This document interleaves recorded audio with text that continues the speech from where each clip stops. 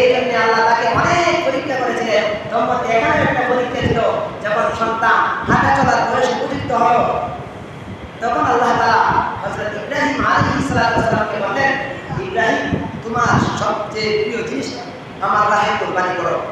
মুফাসসিরিনে কেরাম বলেন, তিনি যখন ৮ জিলহজ এই স্বপ্ন দেখলেন, তিনি ৭০টা উট আল্লাহর রাহে কুরবানি করলেন।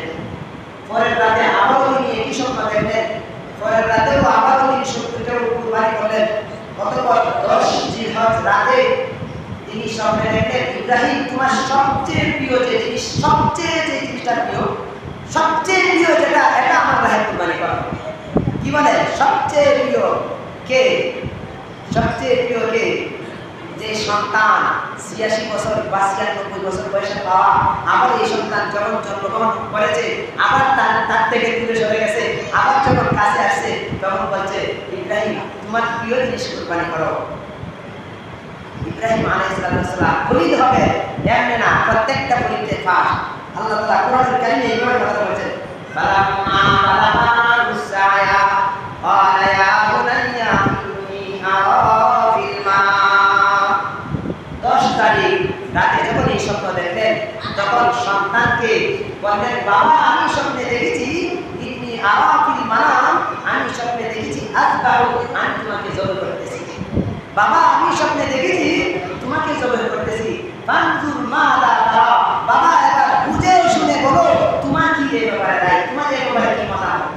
কি বলেন? হযরত ইব্রাহিম আলাইহিস সালাম যখন সন্তান হয় নাই, যখন আল্লাহ তাআলার কাছে দোয়া করেছিলেন, রব্বি হাবলি মিনাস সালিহিন, যখন সন্তান হয় নাই, তখন আল্লাহ তাআলার কাছে ইব্রাহিম সন্তান চেয়ে দোয়া করেছিলেন। আল্লাহ তাআলা তার প্রত্যেকটা দোয়া কবুল করেছিলেন। এই দোয়াটাও কবুল করেছিলেন। দোয়া করতে বলেছিলেন, রব্বি হাবলি মিনাস সালিহিন, আল্লাহ আমাকে একটা নেক সন্তান দেন। কি দেন? একটা নেক সন্তান দেন। ইব্রাহিম আলাইহিস সালামকে নেক সন্তান দিয়েছেন। এটা ওই সন্তান কি নেক না নেক না, এটা পরীক্ষা করার দরকার আছে না? কি বলেন, আছে না? এই জন্যই আল্লাহ তাআলা এই স্বপ্নের মাধ্যমে ইসমাঈলকে পরীক্ষা করবেন। আল্লাহ বলেছেন, আমি ইব্রাহিমকে সহনশীল সন্তান দান করলাম। ইব্রাহিম আলাইহিস সালাম দোয়া করেছিলেন, রব্বি হাবলি মিনাস সালিহিন। আল্লাহ উত্তর দিলেন, ফাবাশশারনাহু বিগুলামিন হালিম, ইব্রাহিম আমি তোমাকে সহনশীল সন্তান, ধৈর্য ধারণকারী সন্তান আমি তোমাকে দান করলাম। নেক সন্তান দেন। আল্লাহ বললেন, আমি তোমাকে সহনশীল ধৈর্যশীল সন্তান দান করলাম। এই ধৈর্যশীল কিনা এই পরীক্ষা করার জন্য আল্লাহ তাআলা এই শব্দ দেখালেন। অতঃপর এবার দেখেন পরীক্ষা, সন্তানও পরীক্ষার ভিতর পড়ে গেছে। বাবা স্বপ্নে দেখে বলতেছে, বাবা আমি স্বপ্নে দেখেছি, আমার কথাটা আপনারা বুঝেন কি? বুঝেননি? স্বপ্নে দেখে বলেন, বাবা আমি স্বপ্নে দেখেছি তোমাকে জবাই করতেছি। এবার বলুন দেখি, আমি যদি আমার সন্তানকে এটা বলি, সন্তানের পরীক্ষা হবে না? হবে না? সন্তান যদি রাজি হয় পরীক্ষার পাস, রাজি না হইলে কি বলেন? রাজি না হইলে পরীক্ষার পাস না পেয়ে ইব্রাহিম আলাইহিস সালামের এই ইসমাঈলকে আল্লাহ তাআলা পরীক্ষা করতেছেন। বাবা বলেন, বাবা আমি স্বপ্নে দেখেছি ইন্নী আরা ফিল মানাম আন্নী আযবাহু, বাবা আমি দেখেছি তোমাকে স্বপ্নে জবাই করতেছি, তোমার কি রায়? এবার ইসমাঈল আলাইহিস সালাম উত্তর দিলেন, ক্বালা ইয়া আবাতি ফাআল মা তুমার সাতাজিদুনি ইনশাআল্লাহু মিনাস সাবিরিন। বাবা আপনাকে যে আদেশ করা হয়েছে আপনি অচিরেই তা বাস্তবায়ন করুন। অচিরেই কি করুন?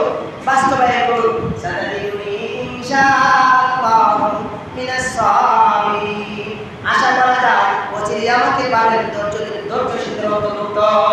এমন নয় যে আমি একাই ধৈর্যশীল, বরং এর মধ্যে আরো ধৈর্যশীল যারা ছিলেন তাদের অন্তর্ভুক্ত আমাকে পাবেন। আপনারা কি করবেন? আমি রাজি, আমি ধৈর্যশীলদের অন্তর্ভুক্ত হব। কি বলেন? পরীক্ষা কি সহজ না কঠিন ছিল? কঠিন। নিয়ে গেলেন সন্তানকে, কোথায় নিয়ে গেলেন? মিনার মাঠে নিয়ে গেলেন, সন্তানকে শোয়ালেন। অতঃপর আল্লাহ তাআলা, এবার বলুন দেখি আপনারা বুঝে থাকলে আল্লাহ তাআলা কি সন্তান জবে যান না ইব্রাহিম আলাইহিস সালাম মন চাইছে? কি বলেন? সন্তান জবে চেয়েছেন নাকি মন চেয়েছেন? মন চেয়েছেন। অতঃপর যখন ইসমাঈল আলাইহিস সালামকে শোয়াইলেন, ঠিক করে শোয়াইয়া ছুরি দিয়ে ফুল দিতে লাগলেন। আল্লাহ তাআলা কোরআন কারীমে কথা এইভাবে বলেছেন, ফালাম্মা ইসতামা ওয়া দাল্লাহু লিল জাবিন, অতঃপর যখন তাদের উভয় আত্মসমর্পণ করলো মালিকের হুকুমের কাছে। কি বলেন? কার কাছে? মালিকের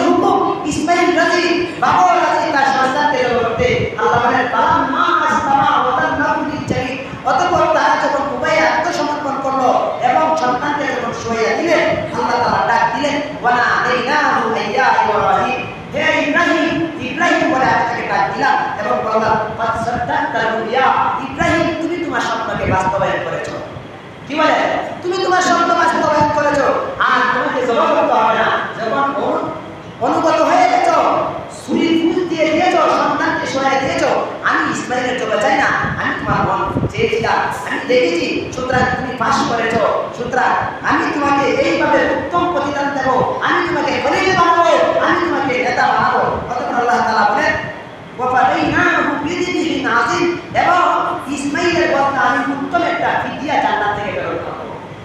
আল্লাহ তাআলা মুফাসসিরিনে কেরাম বলেন হাবিব আদম আলাইহিস সালামের সন্তান যে কুরবানি করেছিলেন, আল্লাহ তাকে জান্নাতে নিয়ে গেলেন এবং লালন পালন করলেন, জান্নাতে রেখে দিয়া ইসমাইল আলাইহিস সালামের বদলা হিসাবে ওই প্রাণীটাকে দুনিয়ার মধ্যে প্রেরণ করেছিলেন। যখন ইসমাইল আলাইহিস সালামকে ছুরি ফুঁক দিলেন, আল্লাহ তাআলা বিধান দিয়ে দিলেন না না ইসমাইলকে আর জবাই করতে হবে না। হযরত জিবরাইল আলাইহিস সালামকে পাঠালেন জান্নাতি দুম্বা নিয়ে আসার জন্য, আর ছুরিকে বললেন ছুরি আর কাজ করিও না। অতঃপর যখন জিবরাইল আলাইহিস সালাম আসলেন, এই অবস্থা দেখলেন পিতা তার সন্তানের গলায় ছুরি ধরাচ্ছে, তখন তিনি বলেছিলেন আল্লাহু আকবার, আল্লাহু আকবার। কি বলেছিলেন? আল্লাহু আকবার, আল্লাহু আকবার। এই কথা শুনে ইব্রাহিম আলাইহিস সালাম বলেছিলেন লা ইলাহা ইল্লাল্লাহু আল্লাহু আকবার। ইসমাঈল আলাইহিস সালাম ছুরির গলায় থেকে বলেছিলেন লা ইলাহা ইল্লাল্লাহু আল্লাহু আকবার ওয়া লিল্লাহিল হামদ। এই তিনটা কথাকে আল্লাহ তাআলা একত্র করে শরীয়তের বিধান বানিয়ে দিয়েছেন। কুরবানি করুক আর না করুক, এই কাহিনীটা যেন মনে রাখে। এই জন্য জিলহজ্জের 9 তারিখ ফজর থেকে 13 তারিখ আসর পর্যন্ত সকল মুসলমান পুরুষ এবং নারী সকলকে প্রত্যেক নামাজের পর একবার পাঠ করা ওয়াজিব করে দিয়েছেন। কেন দিয়েছেন? যেন মানুষ এই কাজগুলিকে স্মরণ রাখে। অতঃপর ওই দুম্বাকে আল্লাহ তাআলা কুরবানি করার বিধান দিয়ে দিলেন। হযরত ইব্রাহিম আলাইহিস সালাম ওই দুম্বাকে কুরবানি করলেন। অতঃপর আল্লাহ তাআলা বলেন ওয়া তারাকনা আলাইহি ফিল আখিরিন, এবং আমি হযরত ইব্রাহিম আলাইহিস সালামের এই ইতিহাসটাকে মানুষের জন্য স্মৃতি আকারে রেখে দিলাম। কি বলে? এই ইতিহাসটাকে স্মৃতি আকারে রেখে দিলাম। নবী করিম সাল্লাল্লাহু আলাইহি ওয়াসাল্লাম এক সাহাবী নবী করিম সাল্লাল্লাহু আলাইহি ওয়াসাল্লামকে প্রশ্ন করলেন, قال أصحاب رسول الله صلى الله عليه وسلم ما هذه الأضاحي يا رسول الله। হে আল্লাহর রাসূল, আমরা যে কুরবানি করি, কুরবানি জিনিসটা কি? নবী করিম সাল্লাল্লাহু আলাইহি ওয়াসাল্লাম উত্তরে বললেন হিয়া সুন্নাতু আবিকুম ইব্রাহিম, এটা হচ্ছে আমাদের পিতা ইব্রাহিম আলাইহিস সালামের সুন্নাত। এই সুন্নাত আমাদের জন্য রেখে দিয়েছেন। আল্লাহ বলেন এই সুন্নাতকে আমি কিয়ামত পর্যন্ত মানুষের জন্য জারি রেখেছি। এই ইতিহাস যেন মানুষ কিয়ামত পর্যন্ত স্মরণ রাখে, এই জন্য আমি ইতিহাসকে মানুষের জন্য জারি করে দিয়েছি।